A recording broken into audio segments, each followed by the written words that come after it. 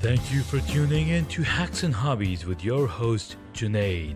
In Season 2 of Hacks and Hobbies, we're visited by our amazing guests coming from all walks of life. We want to learn their story, their struggles, and their journey on how they got to where they are today.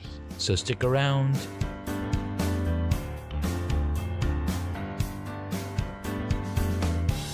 In the last episode, we had an amazing conversation with Julia Turman, the founder of the 3E strategy: embrace, engage, and evolve. But for now, let's take a listen to Kenyatta Turner.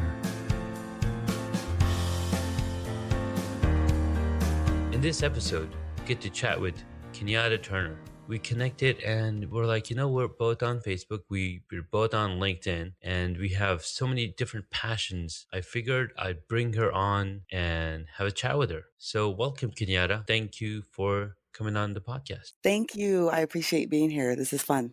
So tell us a little bit about yourself. Well, let's see. How much time do we have?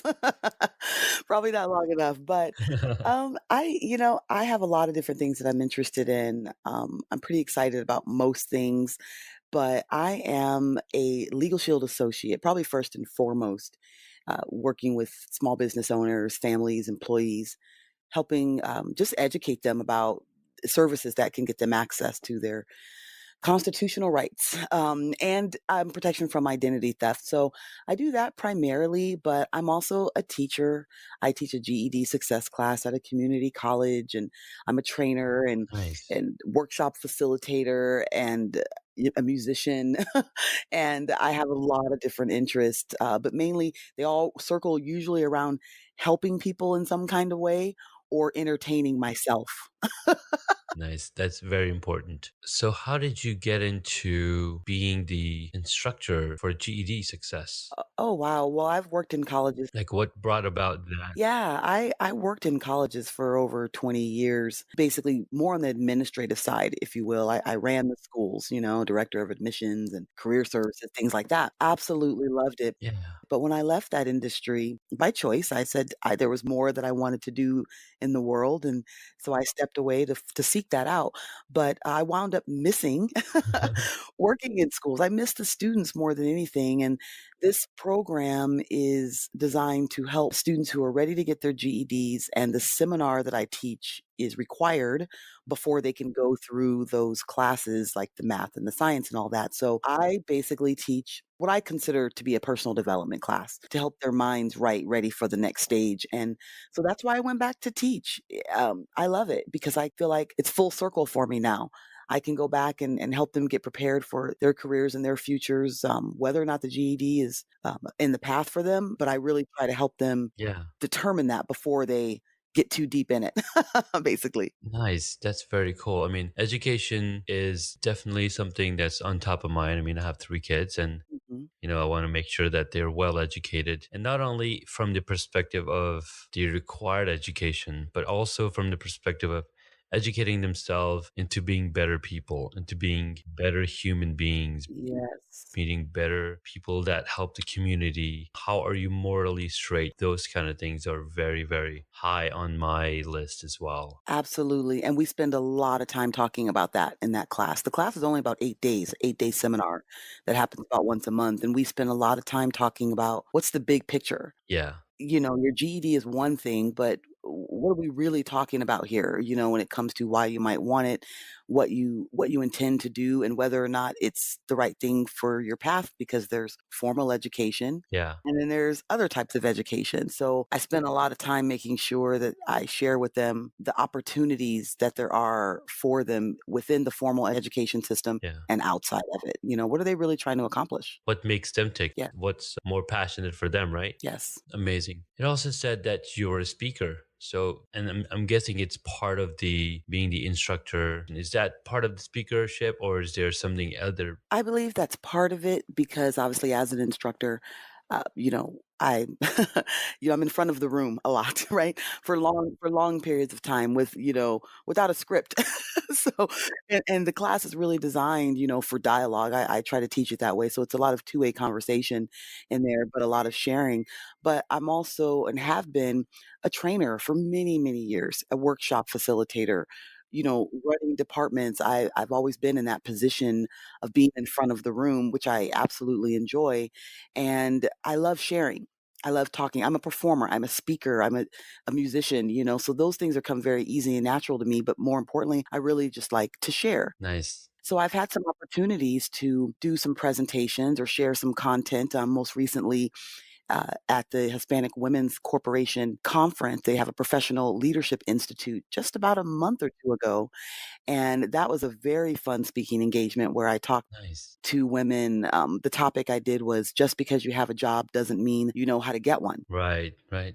And that was an hour-long, talk that I did with them, and, that was a lot of fun. I would love to have the opportunity to do more speaking engagements like that, not necessarily related to GED or Legal Shield, but really just sharing, some of the things that I've learned in the course of my life working in education, building my own career, having been in charge of a career development department, having taught career development. That whole process, I'm very passionate about with the sense of just helping people build the type of life that they want, whether that be through a business, a career, hobbies, just whatever it is that they want to accomplish. If there's something that I've learned along the way to share with them that could help them, just like people have shared with me, the opportunity to present that is always fascinating to me. So that's where the speaking comes in. I'm looking forward to doing more of it. That's really cool. I mean, recently I discovered Experts on Stage, and I'm not sure if you've heard of them, Mm-mm, I have not. but I think you should check it out. Okay. It's an excellent resource. They have several channels on Roku, and I'll let Glenn Garnes, describe more of it. I mean, I got into speaking a couple years back when I joined Toastmasters, but I really love the story that you're telling me and the experience that you had because, like you mentioned earlier, you came full circle into education, and it's really amazing to see it from a different side, right? Hmm. Once, like for example, when you start working in a certain department or certain area in life, it's only that one perspective you have of it. Then when you get more assimilated, more accustomed to it, and then eventually you're like, "All right, I'm bored of this. I want to try something different." Right. And then when you try something different, you're like, you know what? I see that role that I was playing from a totally different perspective now. I Hmm. want to be on the other side of giving and teaching because you've done the administration. Yes. Now you're doing the teaching part. So it's really amazing. And as human beings, we love telling stories and we love telling people what we've learned. And it's really interesting because a lot of people say I'm an introvert versus I'm an extrovert, but when it all comes down to it's about how comfortable am I talking about what I love, because an introvert or somebody might be an introvert, Mm. but when they're up on stage talking about something that they love, people think that they're an extrovert. You're right. It's really interesting how when you tickle that area of your brain that you just absolutely love and love to talk about, it's really cool. And that's why YouTube and podcasts are growing so fast, because YouTube enabled people to create videos without them having to face a whole bunch of people, giving them immediate feedback. Mm. um it's in the comfort of my own room, in the comfort of my own home. I can create these videos, I can teach people of what I know, even though I'm an introvert, but I love teaching.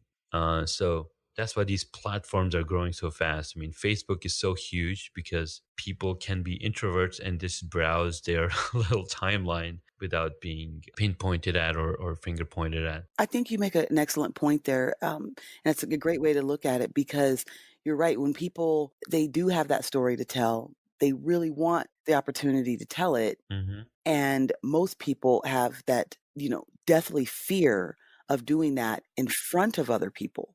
Public speaking, they say, I think, is one of the top 2 things people fear more, more than death. I mean, it's right up there with death, right? Exactly. To speak in front of a crowd of people, but to speak in front of a camera, just record it or just your voice and then just upload. You're right. There's no feedback. No one's looking at you, at the moment that you're doing it. And you really can just have that platform and what seemingly is a safer zone, Exactly. for those who may never step on stage and do that, but they have so much to say and so much to share. Yes. And it's just awesome that they can find a way to do it within that comfort zone, even though it's still pushing them a little bit out of the comfort zone, but at least they can do it Mhm. when they might not have ever had another way. We've never would have heard their voices. Exactly. And then you can also look at blogs and Tumblr and Instagram where you're just capturing photos, you capturing words and people writing books, right? These are, bookworms. Right, I don't want to name names or right. put them in categories, but No, right. but that's their comfort zone and that's how they're able to write and create content to share their knowledge. I mean, that's why we have so many different mediums in getting content out and getting people known for what they're good at. Mhm. Very cool. So you said that you don't have one specific hobby No, that you love. You have a ton of them. I have probably too many. So I know it's so much easier to say I have a ton of hobbies, but if you were to isolate, right, and bring it all to like one, I guess one thing or a couple of things that maybe relate together, because a lot of the things, I'm not trying to box you in, but I'm just trying to say Mhm, there's a lot of things that mesh together like really good. And for me, it's video production and creating content. And the reason I started a podcast is because it's a lot less overhead of work to do to create podcasts. But then the reason I like video is because it involves speaking, it involves preparation, it involves lighting, it involves so many different things coming together to make that one product. So what's one thing that if you were to combine multiple things together, what would that be if you had the opportunity to do it? hmm, one thing that I combine multiple things together. I mean, I think you're already doing it with teaching the class. Mhm, yeah, a little bit of that. I think that, we were talking about that whole concept of being right brain versus left brain. Hmm. And, what that can really mean, and it's just as a general sense, right? And they say that typically left brain, people who use more of their left brain, that hemisphere, technically oriented, they're analytical, logical, Yeah. rows and columns, right? Is kind of how their brains might work. And then the other side being the right side, maybe where it's more creative and innovative and, entertainment and exciting. And I ride the line between both of those. I'm a very Hmm. artistic person, but I'm a very technical Hmm. person and very analytical. And things that can merge those things together for me Yeah. is probably going to be the most satisfying for me because I just want to know how things work. I want to take them apart and put them back together, Yeah. but I also want to be creative in that. So once I take it apart and take it apart and put it back together, then I might be thinking about, well, what color do we paint it? Now that it's put back together, how do we market it? Should we put sprinkles on it? Or what? What does that look like? Yeah. And I think that so anything that allows me to have both those sides is probably the perfect thing. To simplify it, when I have a chance to be creative, that I think is where I'm really in my element. But because I'm technical, I wanna know the inner workings and maybe have a lot more detail involved in it. So for instance, I guess one hobby I'm having right now is learning how to use the platforms that I want to, grow my business, grow my profession, grow myself. So learning how to film videos and, use filters and what about the editing? Like, I'm curious. I could maybe have someone do all that for me, but that side of me, Sure. it goes, "Well, wait, I wanna do it. I wanna do how can I make this on my own?" And so I'm learning a lot right now with these various social media platforms and, like I said, with video and, just really being creative there. And to pick just one side, well, I love music. So that is a hobby of mine. Lately, I've actually been enjoying karaoke a lot. So that has given me a creative outlet that, it really is a stress reliever for me, and I'm not playing any instruments. I'm not in a band right now like I have been in the past. Yeah, And so but I'm finding my own creativity and the technical side because karaoke has me singing other people's music, not just my own, that's right. not things I've written. So I'm learning, vocally pushing and stretching myself in ways that I never really have before, and, again, giving me the opportunity to be creative. So but I'm all over the place, really. When it comes to certain things, I could program computers and work on cars and, um, you know, a little bit of everything is for me, and I think that's also probably a blessing and a curse. No, absolutely. At that, I'm in the same boat Mhm, like you. I can work on cars. I love music. I listen to music. I like to create music, but I have no idea where to start. I mean, I kind of know where to start, but mhm. I don't have that artistic talent that most people can, just pick up a guitar and start strumming through. Or as a listener to this podcast, I appreciate you guys. And I've talked so many times about the platform that I use, and that's Anchor. Anchor makes it so much easier for me to publish my podcast to several different platforms, such as Apple Podcast, Google Podcast, Spotify, and so many more. Anchor is a one-stop shop for recording, hosting, and distributing your podcast. Best of all, it's 100% free and ridiculously easy to use. And now, Anchor can match you with great sponsors too, so you can get paid to podcast. I absolutely love Anchor, and I use it to record my podcast, Hacks and Hobbies, that you're listening to right now. I love the ease of use of the Anchor app and the way that I can publish the podcast. So, if you've always wanted to start a podcast, make money doing it, go to anchor.fm/start to join me and the diverse community of podcasters already using Anchor. That's anchor.fm/start. I can't wait to hear your podcast. I mean, I come up with music with my mouth Okay, there you go. That's the start. and have, but I'm like, okay, what? But I don't know what notes that is, right? When I can't read music at all. So that's so that's one thing, neither do I. I can hear it, but I can't read it. Well, and the beautiful part is that if you have any of that type of interest, right, you have the capability to learn it. Yes. And so it's probably maybe for you narrowing it down like, what instrument would I like to play? Yeah, Picking that one and then obviously, taking some lessons or something like that. I mean, exactly. with that growth mindset, we can learn anything, right? And but you have those interests, and so you have to put those on the list. We have to check Exactly. them off, And that's the other thing, right?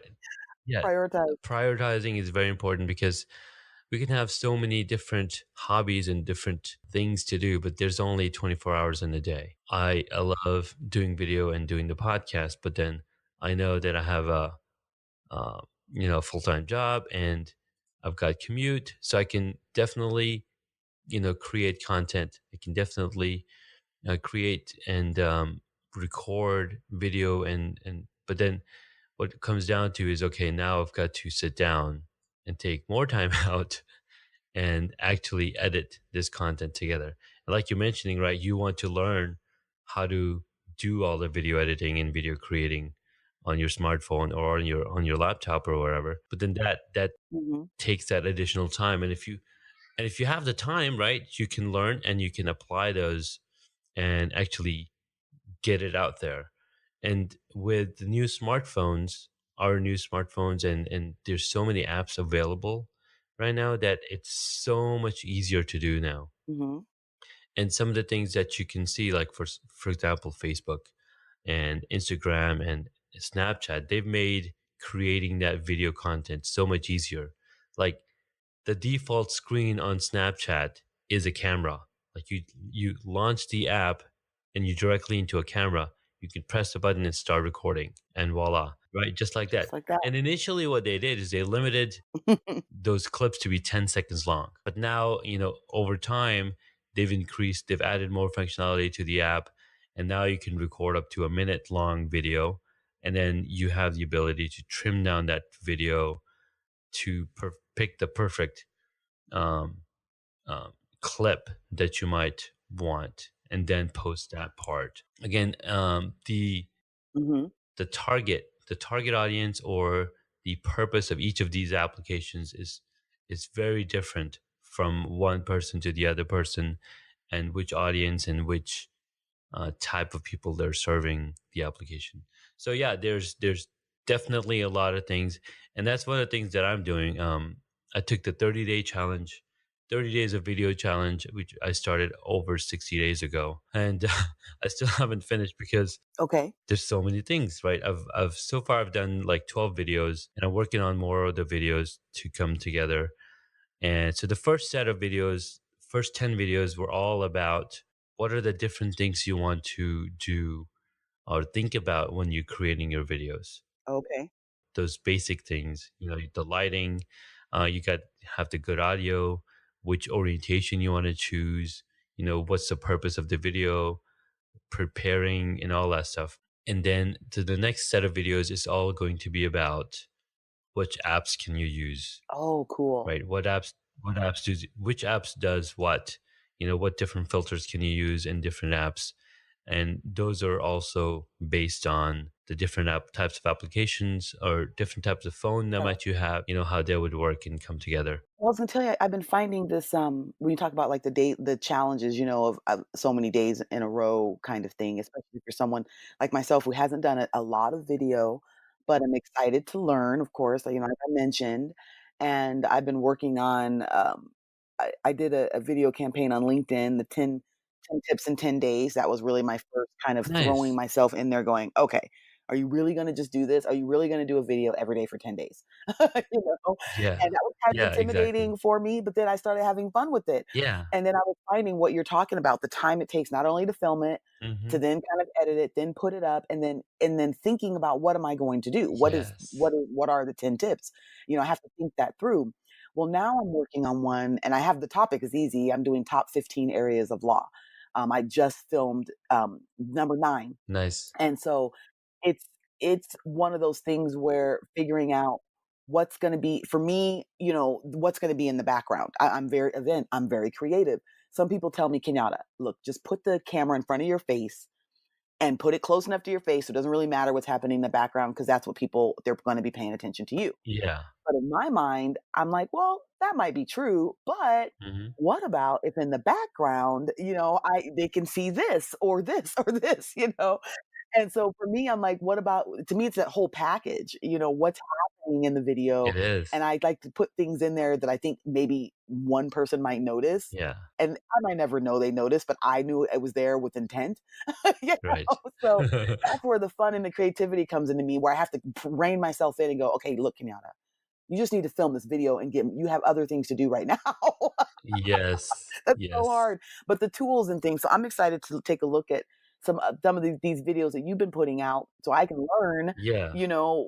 these apps and things, so I'm very excited about that. And that's the idea. And, because, every single person has a smartphone. And these smartphones are so powerful now; they can do so many things. I mean, the newest phones, and even 2-year old phones can do 4K video. I mean, we don't even have 4K TVs as popular yet in our homes, but we can record 4K video, which captures every single detail on your face, or even the environment that you're capturing. Right. And they have multiple microphones, so they can either block out the sound. I mean, one of the cool things about these smartphones is once you put the phone to your head, it's only recording your audio and it's canceling out additional audio that's Right. around you, Right, that right? I just got the new iPhone, and I'm blown away by that right there, what you just said. Hmm. I I couldn't when I heard it, I said, "Wait a minute." It sounded like it was really loud where I was, and I was concerned. Yeah. And then I did a little take, and I went back and listened to it, and I was like, "Wait a minute. I can't really hear everything that I can hear." When I could really just hear my own audio, and it was kind of muffled in the background, not really distracting, not in a way where I felt like I needed to relocate. Yes. I thought I could pull it off right there where I was, and it worked. So you're Yeah. It's very cool. yeah, it's getting, and the phones are getting smarter and smarter, where the phone now knows, there's a face in this image that I'm recording, and when the audio that I'm recording, I'm going to capture only audio coming from this face or Hmm. this person, and everything else will be all automatically canceled out. So they're just going to get even smarter, as we go, and with software and machine learning, these things are, learning and getting better every day. Fun with filters and all kinds of stuff. And especially with the new iPhone and the Clips app, you can do so many more things. It's mind blowing, and I think that's the next video that I'm going to do on talking about this Clips app that Apple put out, and it's designed for creating short, simple videos where you can add so many more things to the video just through this app. And they've got these virtual backgrounds, so it isolates your person from the background, and you could be Mhm. in totally different environments just through the app. So I have to tell you that I just found that feature Hmm. with the video that I was editing this morning, and I'm going to be posting it after we are talking, so you will get to see it. And I found it, and I found it on accident. Awesome. I mean, because I used the Clips app, and I just tapped, and I said, "What's Like, this?" what's the scenes? And I mean, I was like, "Oh my god." And then again, I'm like, "Wait, I don't have time for this," Yes, I because it know. was so much fun, and so I picked one. I won't tell you which one, Yeah. but you will see it. Awesome. It's ready to go, and so now I'm like, "Oh, like, I really need this in my life." Yes, I do. Absolutely. So you're absolutely right. The technology that gives me the ability to be creative. Yeah. I want both. I need Yes. both, and that's how my brain works, and these things are providing it for me, so it's a lot of fun. Awesome. Well, I'm glad that you found a feature that I'm going to tell everybody about later. And it's really cool, and playing with these tools and what's available to us, it's just amazing. Absolutely. We do want to tell our audience where they can find you. Okay, this is the official part, right? Well, I'm on LinkedIn. I'm on LinkedIn as Kenyatta Turner, and I have a Facebook page for my business for Legal Shield. So it's Kenyatta Turner, Legal Shield Independent Associate. That is my Facebook page. I have a Twitter, which is my name as well, Kenyatta Turner, and I think it's pretty easy to find. I am on Instagram. It's Kenyatta Turner. I keep it simple, Kenyatta Turner. I know a lot of people have that name, so I just kind of go with Yeah. it. So if you look at it, I can tell you how it's spelled, KenyaTaTurner.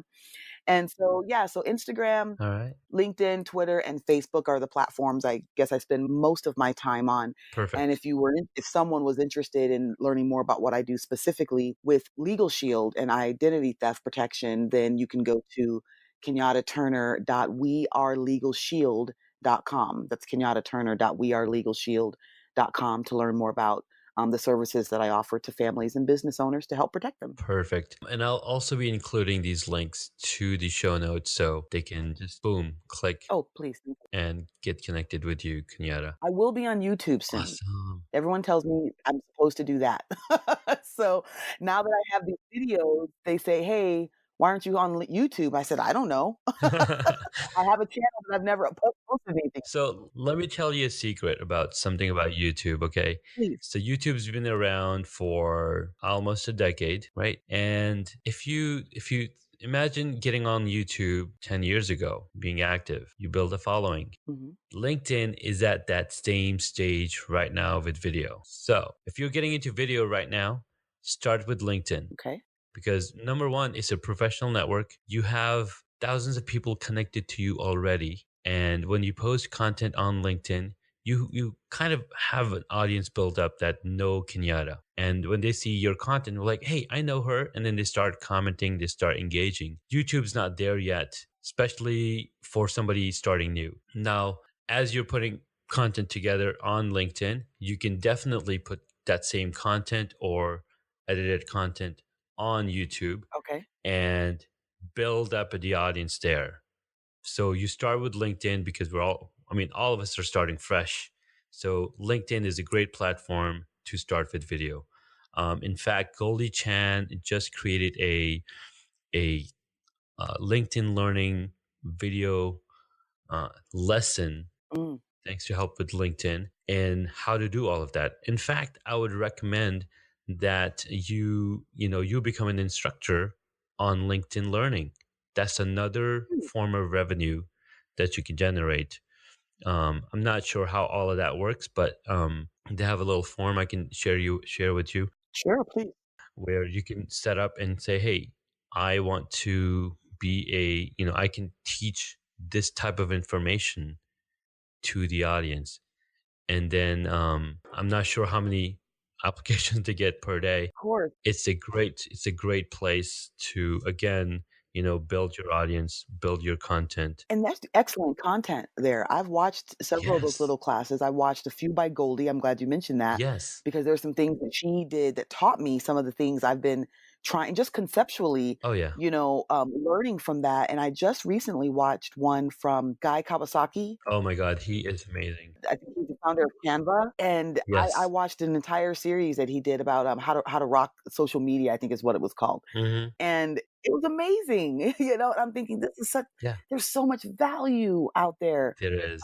and it's amazing. And I didn't know that you could actually apply to be an instructor on LinkedIn Learning, so that's very interesting. So Hmm. yeah, thanks for sharing that. Absolutely. Well, Kenyatta, this is really awesome chatting with you. I wish you the best Thank you. in accomplishing your goals and your 2019 goals. And thank you for having me on. This is so much fun. I appreciate it. I'm glad that we connected through the Misfits. I think it was through the Facebook or the LinkedIn. And, we had a chat and said, Hmm. hey, let's get together on this podcast. So I appreciate you having me on.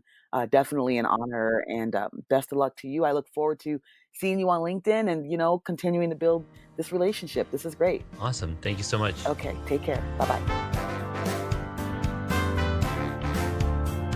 In the next episode, we get to speak with Grayson Scott, a UX designer turned filmmaker. He's recently started a podcast and he talks all about how to come up and how to create a movie. So tune in again to listen to Grayson Scott.